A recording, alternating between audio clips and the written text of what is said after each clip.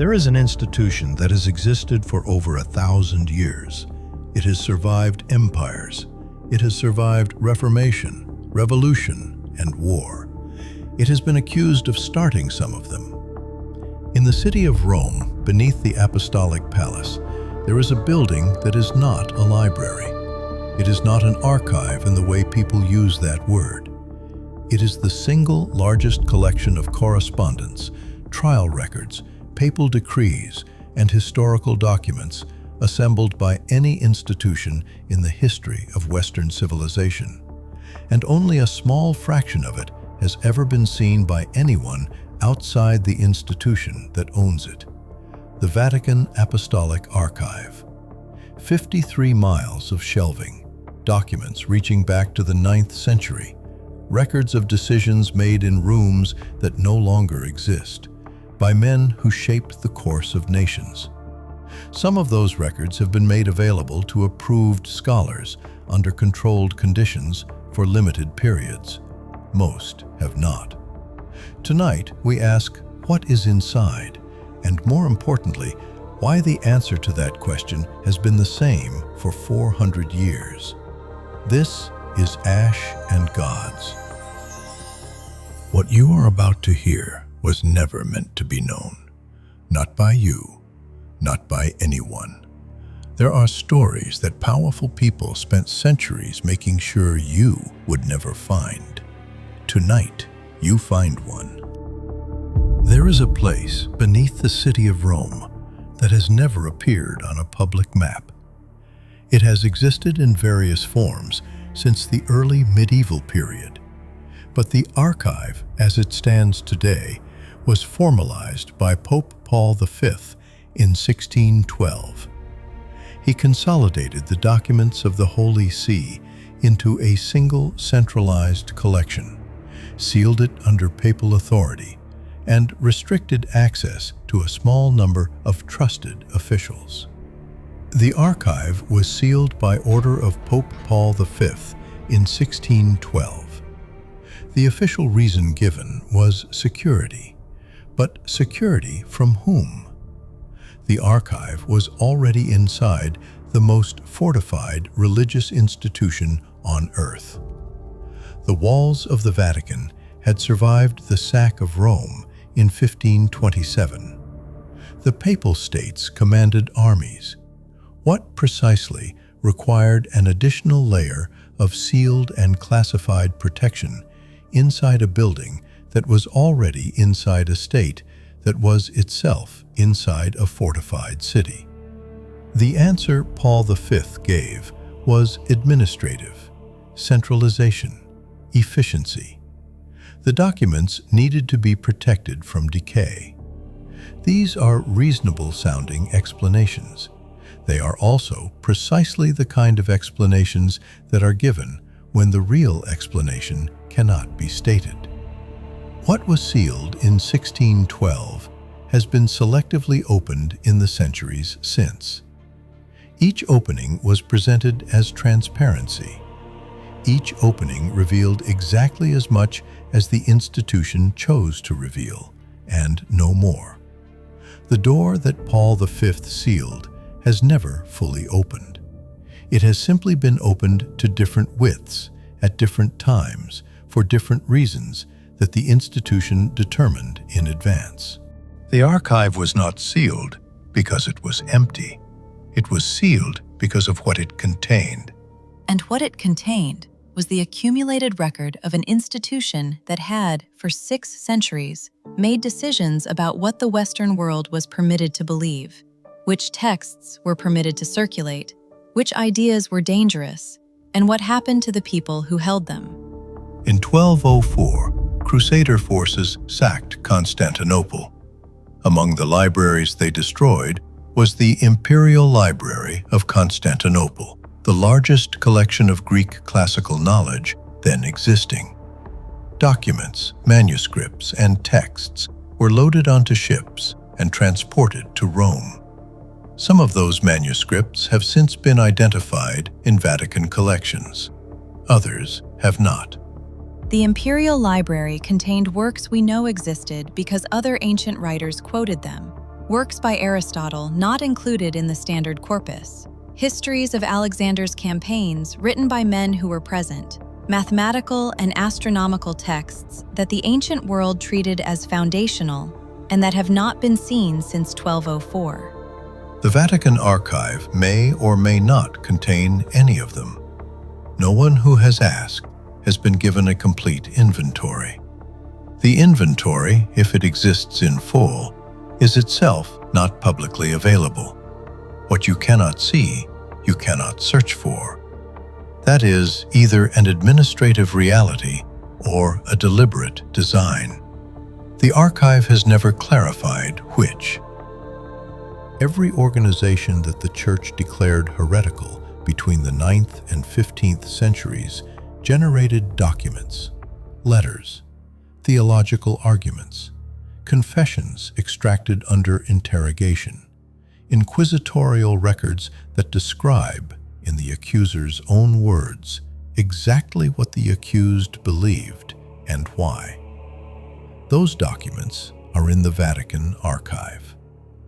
The Cathars of southern France, destroyed between 1209 and 1229, left records that exist only in the Inquisition files. The Knights Templar, dissolved by Clement V in 1312, following a trial that most modern historians consider politically motivated, left trial records that scholars have been requesting access to for centuries. Limited access was granted in 2003. The full archive of the Templar proceedings has not been released.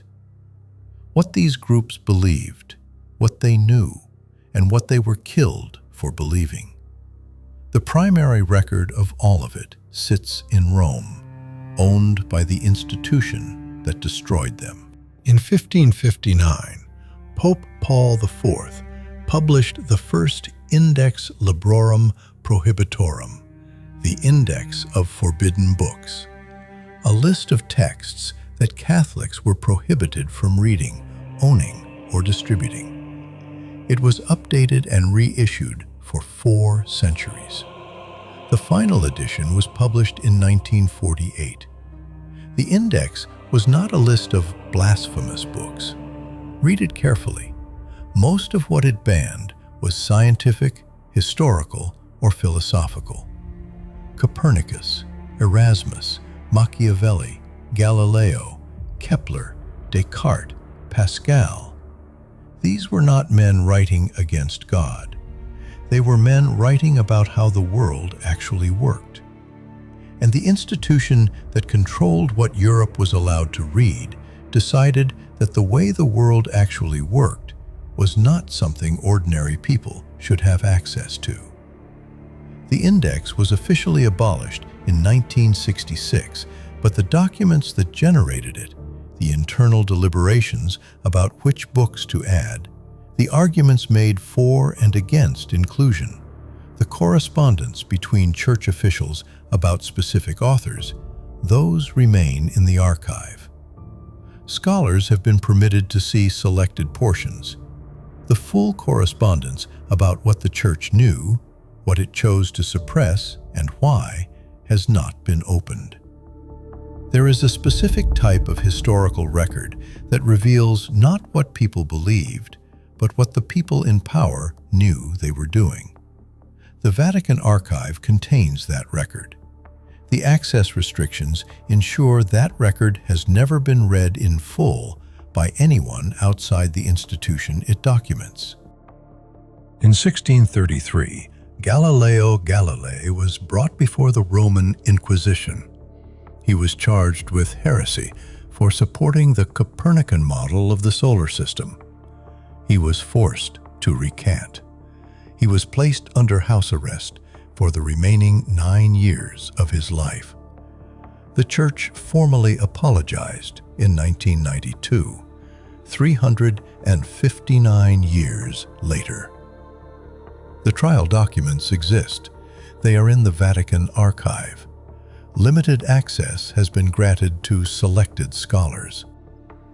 I want to be direct about something here, because I think the standard framing of the Galileo case actually understates the problem. The argument you usually hear is that the Church made a mistake, that they were wrong about heliocentrism. They eventually admitted it, and the story ends there. Progress was delayed, but ultimately prevailed. That framing treats the documents as irrelevant because we already know the outcome. But the documents are not about the outcome. They are about the process. They show in real time what the decision makers knew when they knew it and what they chose to do with that knowledge. They show whether the men who condemned Galileo genuinely believed what they said in public, or whether they knew privately that he was right and condemned him anyway. That is not a historical footnote. That is the record of how an institution uses power to suppress truth it finds inconvenient. And the difference between "they were wrong" and "they knew and suppressed it anyway" is not a small difference. The full trial archive would answer that question definitively. It has not been released. The archive contains the correspondence of every pope since the 9th century.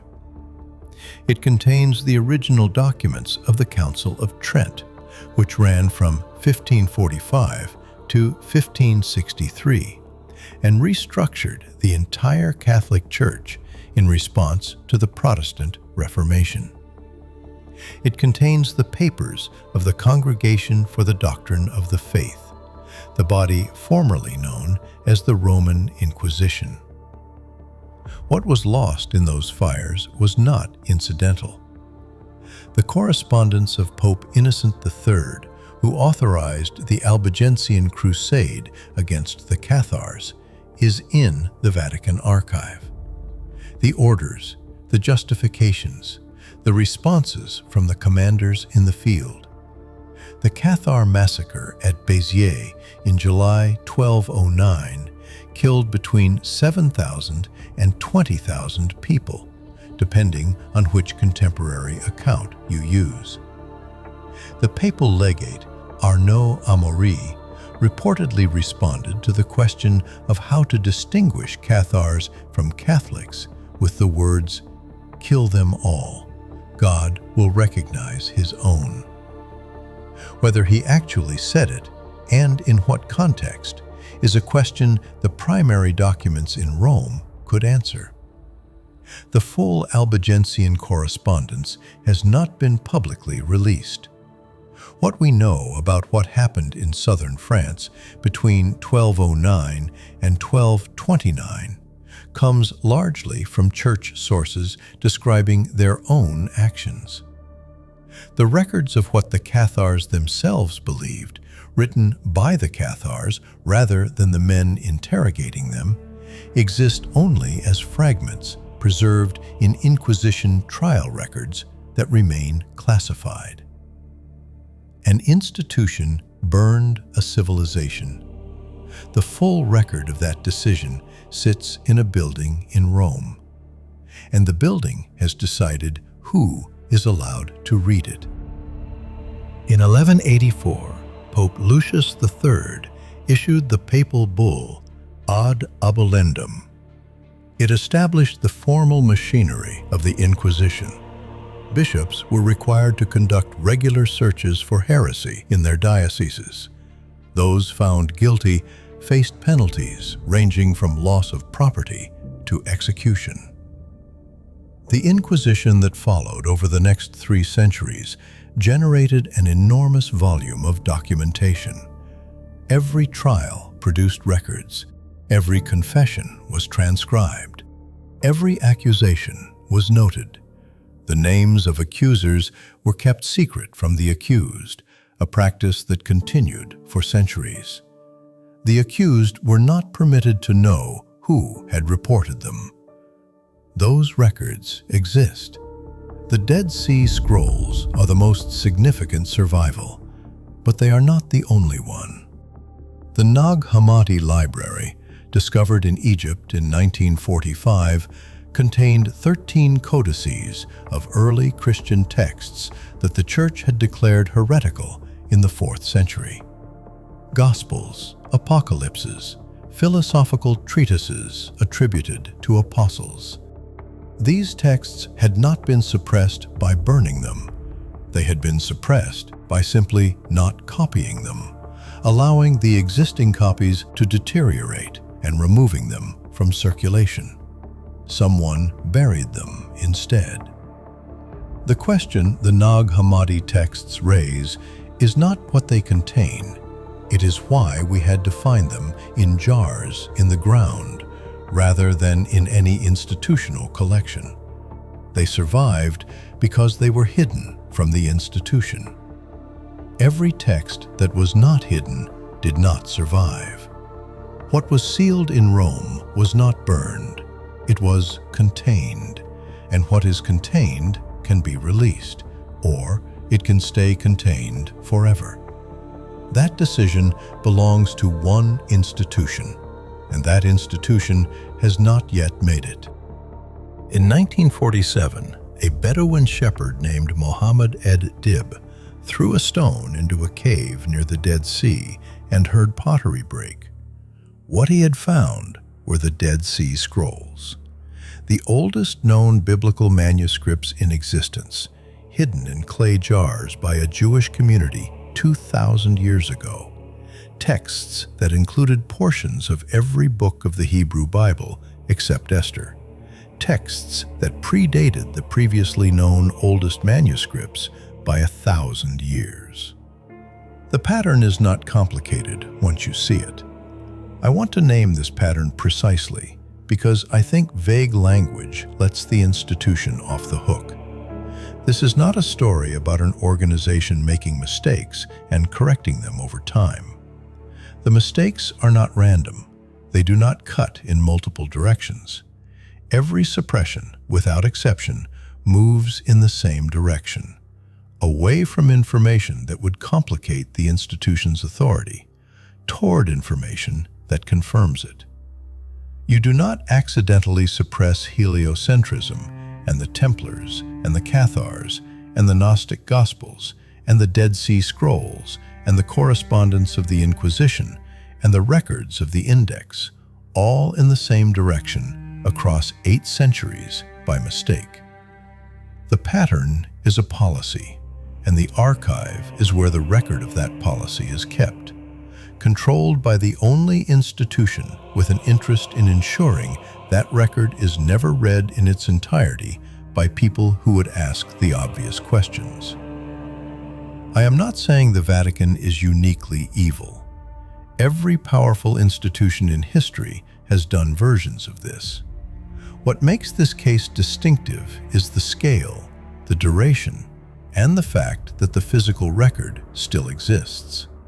In a building we know the location of, owned by an institution we can name, 53 miles of shelving, waiting. The pattern is not complicated once you see it. An institution acquires documents. Some of those documents describe things the institution would prefer not to be known. The institution classifies those documents. Access is restricted.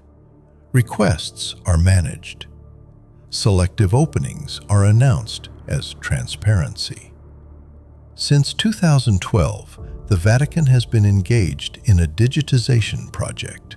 The Digita Vaticana initiative has made selected manuscripts publicly available online.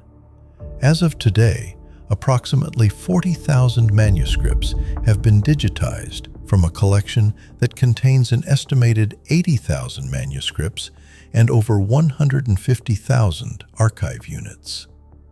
That is roughly half the manuscript collection and a fraction of the total archive. The digitized selections were chosen by the Vatican. The criteria for selection have not been published. What was included and what was excluded was decided internally by the institution that owns the material. In 2020, Pope Francis renamed the archive. It had been called the Vatican Secret Archive since the 17th century. Francis changed the name to the Vatican Apostolic Archive, stating that the word secret had been misunderstood and that it referred to a private collection rather than hidden material. The renaming changed nothing about access. The same restrictions apply. The same approval process is required. The same fraction of the collection is available. What was called the Secret Archive is now called the Apostolic Archive. The shelves are the same. The documents are the same. The door is still the same door. In 2019, the Vatican opened a previously restricted section of the archive related to Pope Pius XII's actions during the Second World War. Historians had been requesting access to those files for decades. The question they wanted answered was specific. What did Pius XII know about the extermination of European Jews, and when did he know it? Did the correspondence show a pope who was privately horrified, but constrained by political reality? Or a pope who made a calculated decision to stay silent? What the Vatican has said consistently across decades of requests is that access is being expanded, that the archive is being preserved and cataloged, and that the process takes time. These statements are true. They are also not answers to the questions being asked. Researchers who gained access to the Pius XII files described finding documents that raised more questions than they answered, and noted that significant gaps existed in the correspondence at precisely the moments of highest historical sensitivity. Gaps in archives do not appear by accident. Documents are removed. Files are reclassified. Sometimes they are lost to genuine deterioration. Sometimes they are not. The archive does not say which. The historians asking for the full Inquisition correspondence are not asking for a faster catalog. They are asking for access to specific documents that describe specific decisions made by specific named officials about specific people who were tried, tortured, and sometimes killed. The institution has never answered those questions directly. It has announced openings. It has described progress.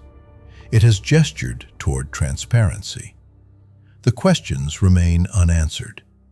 The door remains the same door it has always been. There is a specific type of institution that accumulates records, restricts access to those records, and releases selected portions of them at moments of its own choosing, while retaining control over the rest. We have a word for what those institutions do. We call it governance. We call it administration. We call it preservation. We do not usually call it what it is. Every document in the Vatican archive is a primary source. It is a record made at the time of the event by someone who was present. Primary sources are what history is made of. They are how we know what actually happened, rather than what someone later decided we should be told happened. The Vatican archive contains 53 miles of primary sources spanning 12 centuries of Western history. The institution that produced those sources is also the institution that controls who reads them. That arrangement would be considered unacceptable in any other context. A government that held its own records and decided which historians were allowed to see them would be called authoritarian. A corporation that controlled the evidence of its own conduct would be called a cover-up. The Vatican archive has existed in this arrangement for 400 years. Some of what is behind that door will eventually be released. Some of it will not be released until the institution decides the moment has passed when it would have mattered. And some of it, no one outside that building can say. Some myths were buried on purpose. Some of them are still buried. And the building that holds them is still standing. The institution that controls the archive is not unaware of the questions being asked about it. It has a communications office. It has scholars on staff. It issues statements. It announces openings. And yet the questions persist. They persist because the openings have been selective, because the gaps in the correspondence appear at precisely the wrong moments, because every time a restricted section is opened, the documents inside raise new questions about what remains closed. The archive is not a mystery because no one has looked. It is a mystery because looking has been controlled. What you have been permitted to know is a fraction, chosen by the institution, released at moments of the institution's choosing, for reasons the institution has determined. The rest is still there, on 53 miles of shelving, in a building in Rome, behind a door that has been the same door for 400 years. The next one is still waiting. Subscribe to Ash and Gods. Turn on notifications. Thank you for joining us tonight. We will see you in the dark.